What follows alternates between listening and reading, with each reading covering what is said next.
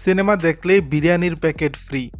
গত এক দশক ধরে বন্ধ ছিল বগুড়ার ধুনট উপজেলা সদরের ঐতিহ্যবাহী ঝংকার সিনেমা হল।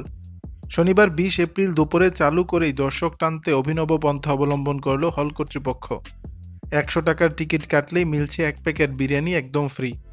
জানা যায় ১৯৮৪ সালে ঝংকার সিনেমা হলটি নির্মাণ করা হয়। ঈশা খানের মালিকানাধীন এই হলটি শুরুতে ভালো চললেও এক পর্যায়ে তা দর্শক শূন্যতার কারণে বন্ধ হয়ে যায়। বর্তমানে হলটিতে প্রদর্শিত হচ্ছে চিত্রনায়িকা পূজা চেরি ও নায়ক আদর আজাদ অভিনীত লিপস্টিক সিনেমা। ঈদের ছবি ও বিরিয়ানির এই বিশেষ অফারের কারণে বর্তমানে বেড়েছে দর্শক সমাগম, এমনটাই মন্তব্য হল কর্তৃপক্ষের। এ ব্যাপারে কথা হয় হলটির ব্যবস্থাপনা পরিচালক ইমরান হোসেনের সঙ্গে। তিনি বলেন, আমাদের হলে দর্শকের জন্য আসন রয়েছে ৫০০টি।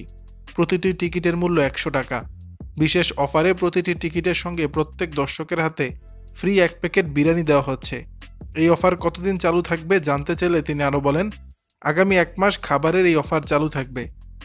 বর্তমানে ঝংকার সিনেমা হলে লিপস্টিক সিনেমার ৪টি শো।